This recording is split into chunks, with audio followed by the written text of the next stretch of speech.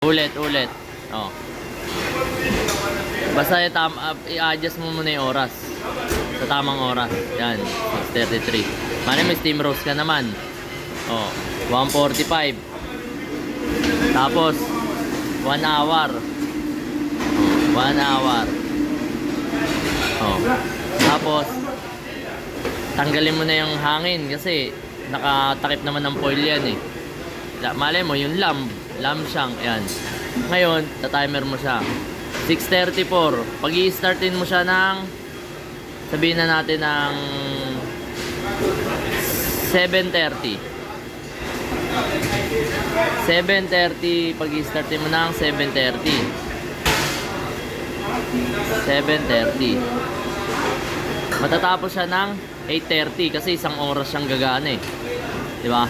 7:30 siya magi-start, automatic na magi-start 7:30. 8:30 matatapos.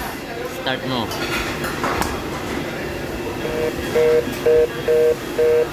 Yan.